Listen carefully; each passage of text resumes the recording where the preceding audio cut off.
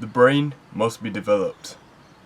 It is the core behind your ability to control yourself, your ability to discipline yourself. If we treat the brain as a muscle, it needs to be developed through tension, through lifting and holding. So the question is, what can we do to develop mental strength? And I think it's best to treat it as if you're training another muscle. So if you're training chest, or if you're training biceps or legs, it's best to treat the brain in a similar way. And I'm going to explain to you why that should be the case. But it wouldn't be through rep training. Like, you can't get a fucking barbell up to your head. So how would we do it? When you have a certain situation where there's friction and you have to push past a certain point to actually end up doing a task, and you do push past that friction, that's you doing one rep for your brain. That's you disciplining yourself a little bit more, and all that stacks up. Everyone has two voices in their head. You have your bitch brain and you have your competent brain. The one that actually wants to work hard, and then you have the one that's telling you not to. The scientific terms for both, I think, don't hold me to this, is the amygdala and the prefrontal cortex. I want you to visualize them as two things in gym terms. You have the amygdala, which is your body fat percentage, and your prefrontal cortex, which is your muscle mass. So you want to improve this and you want to reduce this, right? Now, the less you listen to your amygdala and the more that you do the tasks that discipline you, the stronger your competent brain becomes and the weaker your bitch brain becomes. And that's how you challenge yourself as a person. And then it goes back to the entire concept of the zone of proximal development, which I mentioned in the last video. Not in the last one, a couple videos before.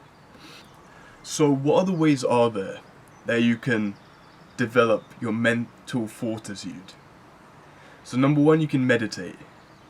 And there's a boatload of benefits to meditating that I will not be going over in this video right now, but I'll basically outline the foundation for meditation. So what you're going to do is you're going to sit on your bed or the floor, wherever, cross-legged, and you're going to close your eyes. You may set a timer for like 10 minutes, 15 minutes. If you're starting, maybe even just do 1 minute. And you're going to sit cross-legged and you're going to close your eyes. And you're going to focus on your breathing. Or something to touch. You can focus on the feeling your fingers, your feet, or wherever. Or how the clothes feel on your legs, all that kind of stuff. I like to focus on my breath. The way I like to focus on it is that I'll think of the way the breath goes around in rotation.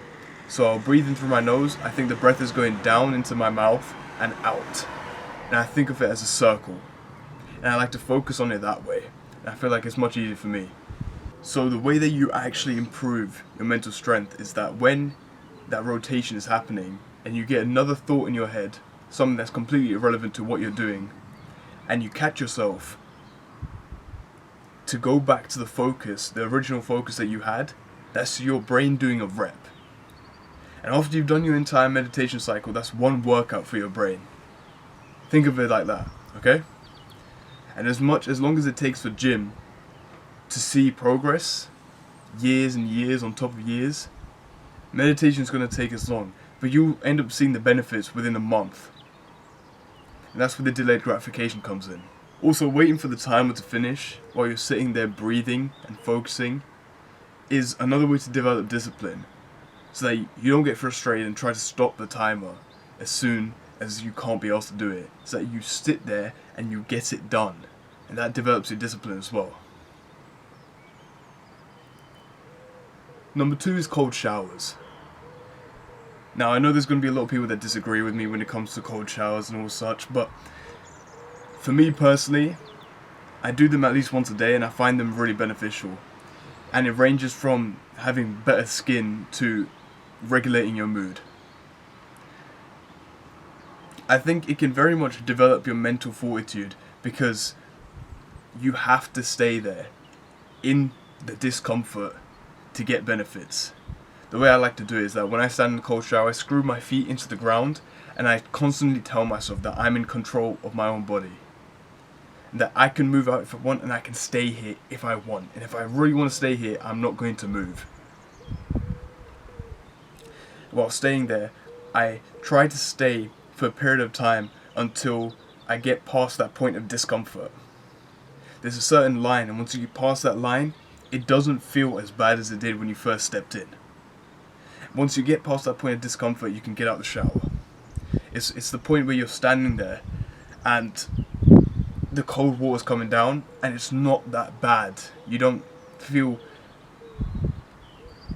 uncomfortable too much, at least, to stand there.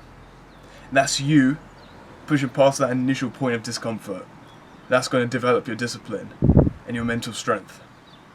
Finally, number 3 is refusing to fall into procrastination and that friction that your brain comes across, and actually doing the work when you need to do it. Doing the hardest piece of work that you have as soon as you're presented with it.